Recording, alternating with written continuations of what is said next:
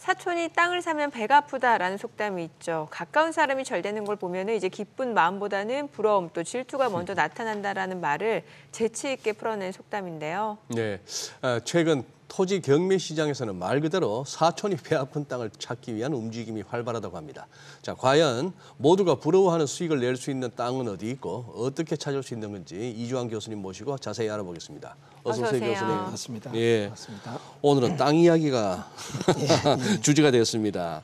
그동안에 주로 이제 아파트 위주로 살펴봤는데 부동산 투자 관점에서 이 토지도 굉장히 매력적인 아이템이라고요? 예, 그렇습니다. 최근에 경매 시장, 부동산 시장에서 재밌는 얘기가 나옵니다. 집 산 사람은 잠 제대로 못 자는데 땅 산 사람은 다리 피고 잔다. 이런 얘기가 나오고 있습니다. 그래요. 요즘 이제 집값이 많이 떨어지고 또 네. 일부는 뭐 움직임이 있는데 이 토지 가격은 쉽게 가격이 떨어지지 않습니다. 이 경매 시장에서 이런 토지 시장에 대해서 여러분이 좀 관심을 가지신다면 좀 더 넓은 선택 범위에서 수익 모델을 만들 수가 있을 것 같은데요. 이 첫 번째로 이 토지 시장에서 장점이 있습니다. 이건 뭐냐면 일단 아파트 가격은 한번 오르면 20~30% 올라도 굉장히 오른다고 하는데요. 네. 토지 시장은 한번 오르면 두세 배가 뛰는 게 특성이거든요. 물론 모든 시장이 그런 건 아니고 오를 자리를 잘 고른다면 굉장한 수익 모델을 가져올 수 있습니다. 그리고 이제 두 번째가 소액 투자거든요. 이 얘기를 합니다. 토지는 돈 많이 들어? 아닙니다. 그렇지가 않아요. 최근에 수도권 아파트 값 웬만하면 10억이 넘어가거든요. 근데 경매 물건에서 토지를 보게 된다면 2~3억대 이내 물건도 많이 있거든요. 그러니까 내가 좀 자금이 적다 하더라도 어떤 선택의 범위를 잘 잡으면 수익 모델을 만들 수가 있습니다. 그리고 재밌는 건 아파트는 입찰장에 가서 보면 뭐 빌라도 그렇고요. 경쟁률이 보통 두 자릿수예요. 보통 10대1, 20대1을 이루고 있는데 이 토지 시장은 두세 명 정도가 들어와서 낙찰이 됩니다. 어허. 그러니까 경쟁력이 있다는 얘기죠. 경쟁자가 별로 없어요. 그리고 마지막 하나는 이 정부 규제를 이용해서 수익 창출이 됩니다. 이게 무슨 소리냐면 같은 땅이라 하더라도 이 토지에 적용되는 행위 제한이 강화되거나 완화될 때 가격이 그냥 그 자리에서 50% 이상씩 왔다 갔다 합니다. 예를 들어서 이 자리가 개발 제한 구역이었는데 해제가 됐다. 그러면 땅값은 그 자리에서 어떻게 해요? 굉장히 높게 오를 수가 있죠. 뿐만 아니라 이 토지 시장에 또 다른 장점이 있습니다. 부동산이라고 하면 움직이지 않는 자산적 가치 뭐 그런 대표적 얘기로 갔지만 이 토지는 입지가 바뀌어요. 오늘 좀 주제로 다루는 고속도로 IC가 난다. 그러면 이 지역은 물리적 거리는 그대로 있지만 어떤 중심지에서 시간적 거리, 교통적 거리가 바뀌면서 집가 상승이 굉장히 이루게 되죠. 이런 부분을 본다면 토지 경매 시장 공부하시면 굉장히 재밌는 결과를 가져올 수 있을 것 같습니다. 교수님, 저 장점 4개 중에 다 이해가 되는데 네 번째, 정부 규제를 갖다 잘 이용해서 갑자기 뭐 몇 배가 될 수 있는 거 아닙니까? 예, 그렇죠. 저게 저 일반인들이 저걸 어떻게 합니까? 공부하시면 됩니다. 그게 과연 공부만으로 될까요? 예. 진짜 부자는 뭐 상가나 아파트가 아니라 이제 토지로 만들어진다 이런 말이 있는 것 같은데 그만큼 이제 다른 부동산 투자보다는 뭔가 좀 기대 수익이 크다 이런 뜻이겠죠. 그렇죠. 예. 기대 수익이 큽니다. 근데 이제 지금 말씀하신 것처럼 공부하는 게 쉽지 않다 생각하는데 그렇죠. 그렇지가 않아요. 이번에 정부에서는 농업진흥구역도 상당히 많이 해제한다 이렇게 나왔거든요. 어허. 그러면 이런 농업진흥구역이 해제된다는 땅을 선별해서 그런 지역에 경매 물건이 나왔다. 이거 낙찰받게 되면요. 정말로 대박이라는 표현이 맞거든요. 앉은 자리에서 화성시나 평택시 같은데 일반적인 자연녹지라 하더라도 농업진흥구역인 자연녹지와 일반적인 자연녹지는 땅값이 거의 2배 차이 나거든요. 해제가 되는 순간 2배가 오르는 거죠. 집값 변동률에 있어서도요. 이 아파트 가격 변동률에 대한 건 지금 좀 하락세를 보이고 있지만 이 땅값에 대한 것들은 계속 상향선을 그리고 있습니다. 그렇기 때문에 여러분들이 이 토지에 대해서 조금 공부하신다면 상당한 수익에 접근할 수가 있다는 건 사실입니다. 예. 아, 그래요. 예. 자, 지금 아까 첫 번째 질문에서 교수님 어느 정도 설명은 해주셨습니다만 일반적으로 인식은 이 땅은 좀 초기 자본, 좀 목돈이 있어야 큰 돈이 있어야 된다 이런 생각들이 많거든요. 그런데 경매를 이용하면 소자본으로도 가능하다. 그렇습니다. 어느 정도길래요? 일단 이 아파트 같은 경우는 지렛대 효과 때문에 즉 세입자를 놓고서 내가 갭 투자를 한다 이런 개념도 있고 또 대출을 많이 쓰는데 요즘 대출 규제가 많이 되잖아요. 네. 근데 이 토지 시장은 대출이 아직까지 규제가 심하지 않습니다. 그러니까 일단 내가 지렛대 효과를 더 쓸 수 있다는 것도 장점이 되고요. 두 번째는 좀 전에도 말했듯이 요즘 아파트 가격은 이미 10억대, 20억대 넘어가거든요. 예. 근데 토지에 대해서는 뭐 2, 300평짜리 땅들이 경매 나오는 거 보면 2, 3억 감정으로 나옵니다. 재밌는 건 사람들이 토지에 대한 분석력이 약하다 보니까 유찰이 많이 되고 뭐 50%에서 70% 사이에서도 좋은 물건을 얼마든지 낙찰받을 수 있는 가능성이 예. 높아졌거든요. 거기다가 실질적으로 어떤 공법적 개념까지 도입하게 된다면 아주 작은 땅들이 상당한 수익을 못 낼 수 있는 건 많습니다.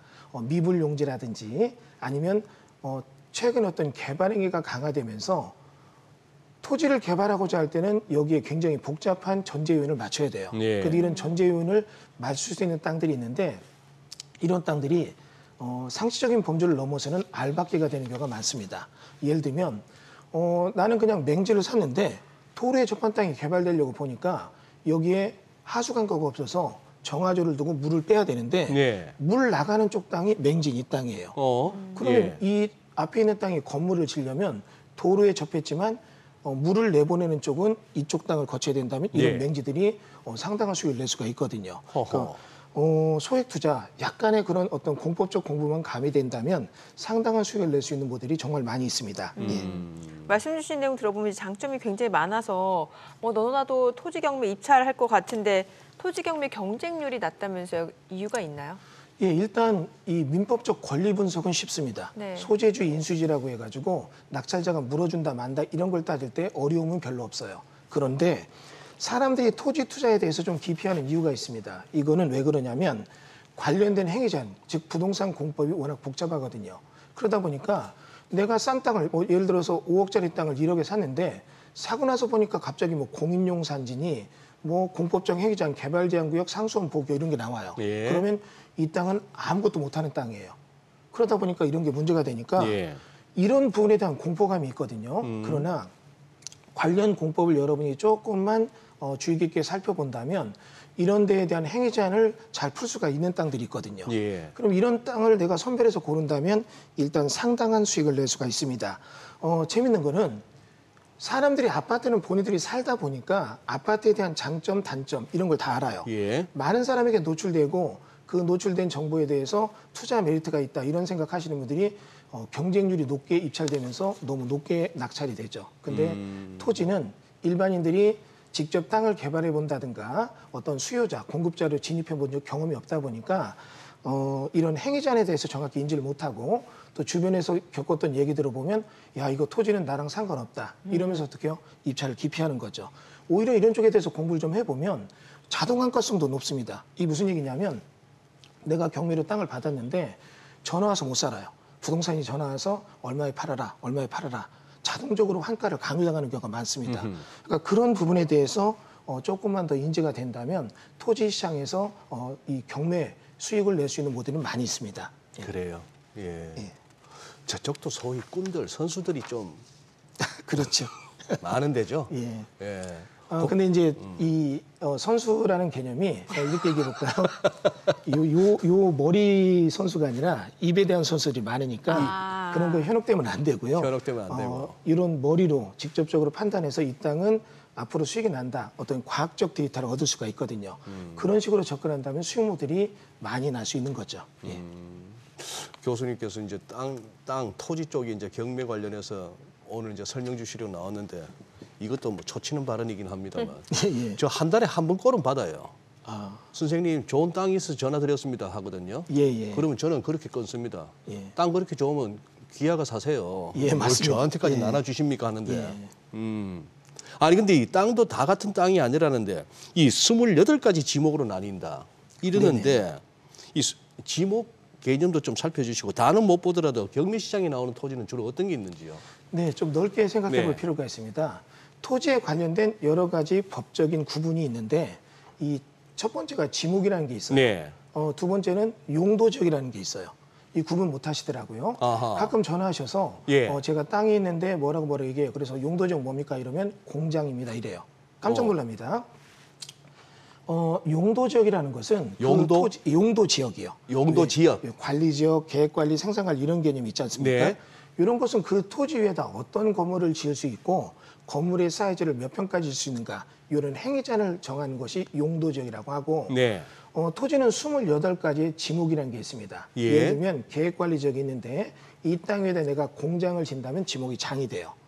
이 땅 위에다 건물을 지면 지목이 대가 되고 이 땅 위에다가 주차장을 만들면 지목이 주차장이 될 수 있습니다. 즉 지목은 국가가 세금을 걷기 위해서 근거 분류 작업을 해놓은 게 지목이고요. 네. 이런 지목에 대해서 지목이 변경된다. 이러면 가치가 올라가는 거죠.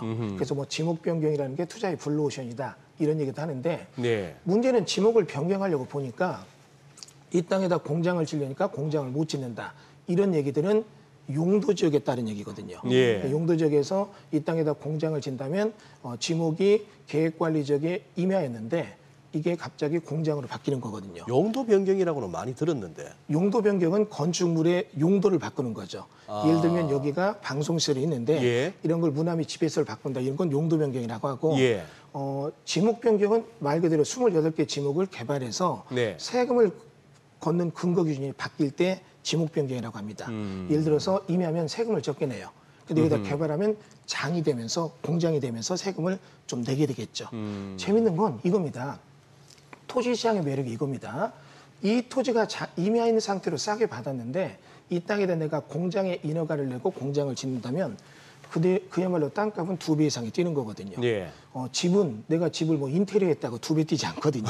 그런데 토지 시장이 경매에서 조금 선수들한테 잘 골랐을 때 수익 모델을 내는 것은 이후에 내가 이 땅을 가지고 디자인을 다시 할 수 있다는 얘기거든요. 즉 농지인데 개발해서 상가를 만든다든가 임야인데 이걸 개발해서 공장이나 창고를 만들 때 수익을 많이 낸다. 이런 부분에서는 이 공법에 대한 지식이 또 중요하거든요. 계속 공법하는데 부동산에 관련된 행위자한 공법을 알면 그런 땅을 선별해서 받았을 때 공장 인허가만 내도 공장 수요가 많이 필요한 지역에서는 인허가 낸 것말로 해서 땅값을 많이 차익내고 넘길 수가 있거든요. 네. 예를 들면 이겁니다. 지금 좀 이따 나오겠지만 3기 신도시가 수용을 당하면 여기에 지금 예를 들어 공장이 한 150개 정도가 보상받고 떠난다. 예. 그럼 이런 제조업하는 사람들은 멀리 갈 수가 없어요. 근처에다 다시 땅을 사서 공장을 지어야 되는데 이런 공장을 지을 수 있는 땅들을 경매로 싸게 사서 공장 인허가만 내면 예. 굉장한 수익을 낼 수가 있다는 얘기죠. 예. 예. 땅은 이제 뭐 용도도 중요하겠습니다만 위치도 굉장히 중요하잖아요. 그래서 이런 재미난 얘기가 있더라고요. 과거 그 1기 신도시 개발 때 눈에서 아파트가 솟을 때 경운기 타던 친구가 외제차를 타고 나타났다. 이런 이야기가 있대요. 네네. 지금 이제 3기 신도시 개발 사업 진행 중이잖아요. 혹시 그렇죠. 주목해 볼 만한 곳이 있나요? 예, 이 3기 신도시가 토지 시장에 맞물리는 영향 네. 이 두 가지로 해석됩니다. 여러분이 경매로 토지를 샀는데 이 토지가 3기 신도시 내부에 들어오는 땅이라면 수용을 당하면서 보상을 받아요. 그렇겠죠. 아까 말한 대로 자동환가가 되는 거죠. 자동환가가 될 때 재밌는 건 경매 감정과 수용보상 감정의 법칙이 다릅니다. 지금 우리 매물이 하나 나왔는데 지금 이 물건 같은 경우에도 보시는 것처럼 경매 감정은 23년 타격, 2023 타격 나오죠? 그럼 감정은 23년도에 된 거예요. 근데 이게 화성 진안 공공주택지구 수용보상 물건이 됩니다. 그리고 이건 보상가 산정을 하게 된다면 이 물건의 보상가는 24년도 공시지가를 기준으로 평가를 합니다. 예. 즉 이 지역의 공시지가가 오른 만큼 보상가는 좀 더 나올 수가 있다는 얘기죠. 그러다 보니까 이 경매 물건에서 수용 예정지 3기 신도시 들어오는 지역들은 보상을 받으면서 수익 모델을 연구해 볼 수가 있고요. 다른 얘기 해보겠습니다. 경매 나온 물건이 수용 예정지 3기 신도시에서 조금 벗어났다 하더라도 이런 경우는 더 좋은 물건이 될 수가 있죠. 이유는 그 물건이 원래는 저 외곽에 시골에 있는 물건이었는데 바로 인접지 1km 이내에 신도시가 들어왔다. 그러면 부동산 입지는 완전히 바뀌는 거거든요. 신도시에 입주한 사람들이 아이들 뭐 유치원을 보낸다. 그러면 근데 유치원이 근처에 없다. 이러면 그런 데 땅을 개발해서 유치원을 진다든가 하다못해 이런 데다가 편의점, 중개사무소, 미용실을 만든다 하더라도 토지 개발로 인한 지가 상승이 많이 바뀌죠. 즉 입지가 상당히 바뀐다는 얘기입니다. 예. 네. 아 근데 지금 정민 앵커가 예를 든 1기 신도시 때 갑자기 경운기 타다가 외제차 예. 근데 그 눈 가리고 아웅 요즘도 통하나요? 예를 들어서 그 뭡니까? 소대지도 없는데 뭐 축사라고 그냥 대충 이렇게 벽돌로 그냥 쌓아놓고 하면 보상 금액 커지고. 많습니다. 예, 일부러 뭐 예. 사람이 살지도 않는데 예. 뭐 하나 지어놓고 그냥 편법으로 집을 예, 짓고 예. 주소만 옮겨놓고 예. 나중에 뭐 이주택지나 이런 거 보호받으려고 하는데 요즘은 이제 항공사진이 많이 발달돼 있어갖고요. 항공사진. 예, 정부나 이런 수용 주체들도 미리 그런 내용을 2, 3년 전부터 다 백업해서 봐가지고 조금 무리한 보상을 받기 위한 어떤 작전하는 그런 모습은 좀 위험합니다. 좀 자제해야 됩니다. 예. 그러니까요. 예. 세금 거두는 거나 가산세 때리는 걸 칼같이 하면서 그 땅 쪽에는 과거에 좀 허점이 보여가지고 한번 그렇죠. 드려본 질문입니다. 네. 예. 아니 근데 요즘에는 이 또 고속도로 인터체인지 부근에서 토지 경매로 큰 수익 얻는 분들이 많다고 하는데 네. 근데 내가 산 땅에 갑자기 고속도로가 뚫릴지 그거 어떻게 알고 투자들 하시나요? 아니면 그냥 어쩌다 보니까 복불복인가요? 아닙니다. 그렇죠. 큰일 납니다. 그런 건 아니- 아니고요. 그건 예, 아니고. 예. 예. 대한민국의 모든 이 공개발은 선계획 후개발이라는 원칙에 따릅니다. 선계획 후개발. 먼저 네. 계획을 세우고 그에 따라서 개발을 하게 되죠. 예를 들면 이런 거죠. 국토종합계획이라는 게 있어서 예. 경기도의 공항을 어디다 세운다 이런 것도 정해져 있거든요. 그리고 고속도로 같은 게 있다면 이런 고속도로도 먼저 국가계획으로 세워지고 이런 국가계획이 딱 세워지게 되면 나머지 그 고속도로가 다니게 되는 해당 지역의 지자체들은 자기들 지자체 특광시군의 도시계획을 세웁니다. 그리고 이런 도시계획에는 여기가 고속도로가 나고 IC가 어디에 나오니까 그런 거에 맞춰서 주변의 어떤 토지 이용 계획을 다시 정립하죠. 즉 여기가 IC가 생긴다. 그러면 이 인근 지역에다가 물류단지 조성 사업을 위해서 개발할 수 있는 땅은 어디 몇 평 이런 거를 다 정하게 돼 있거든요. 예. 그러니까 이런 내용 등에 대해서 일단 해당 지자체의 도시계획을 봐도 알 수가 있고 또 이런 게 구체화된다면 도시관리계획으로 이게 딱 정해지면 토지용계획 확인은 이게 명시가 됩니다. 그럼 이런 토지용계획 확인을 통해서 지금 화면 보시는 것처럼 도시개발구역, 국가산업단지, 도로가 난다는 거, 뭐 공원이 만들어진다는 거 이런 내용들을 우리가 분명히 100% 미리 알 수 있거든요. 예. 그러면 내가 이런 걸 보고 여기다가 경매로 땅을 샀는데 갑자기 인접 지역에 국가산업단지가 구체적으로 지정되면서 많은 기업이 입주를 하고 이 기업들이 직원들을 고용하려고 보니까 다가구가 좀 필요하다. 그럼 이럴 때 다가구를 진다. 그럼 이런 건 벌써 건축업자들이 해당 토지의 수요자로서 등장하거든요. 그럼 이럴 때 강제는 표현은 그러지만 자동의 환가성이 높아진다. 이런 걸 얘기 드릴 수 있는 겁니다. 예. 네. 토지 경매로 뭐 3천만 원 투자해서 55억 원 땅 부자가 됐다는 분도 계시다고 하는데 네. 이렇게 좀 뭔가 남을 배 아프게 만들 만한 땅 고르는 방법 궁금하거든요. 어떤 기준이 필요할까요? 매물. 일단은 예. 해당 지자체 특강시군별로 있는 도시 기본계획을 보시면 해당 토지 그 지자체별로 자기들 땅 중에서 개발할 땅 등을 정해요. 이게 네. 이제 시가와 예정준지라고 하는데 이러한 시가와 예정준지가 대략의 위치를 정해놓고 그런 위치별로 나중에 시간이 지나면 국가산업단지 도시개발 사업을 한다든가 이런 게 정해지거든요. 그러면 이런 데 땅이나 그 인접 지역을 발표 내고 사면 땅값이 너무 올라요. 발표 나기 전에 이런 기본계획을 통해서 내가 어떤 경매 나오는 물건을 보고서 물건을 낙찰받게 돼서 어떤 투자의 선점이 이루어진다면 상당히 수익 모델을 낼 수가 있습니다. 그러니까 이런 부분도 필요하고 두 번째는 이런 토지가 또 중요한 건 뭐냐면 이 토지가 입지가 좋다 하더라도 공법상 행위 제한에 따라서 개발되느냐 안 되느냐 이런 얘기도 중요하죠. 예를 들면 이런 입지가 좋은데 땅을 샀는데 이런 땅이 공인용 산지다, 개발 제한구역이다 이러면 이런 경우는 보상가가 높지 않으니까 이런 것도 여러분이 좀 구분하는 안목이 필요합니다. 예. 네. 오늘 내용 잘 들었습니다. 네, 고맙습니다. 고맙습니다. 감사합니다. 예.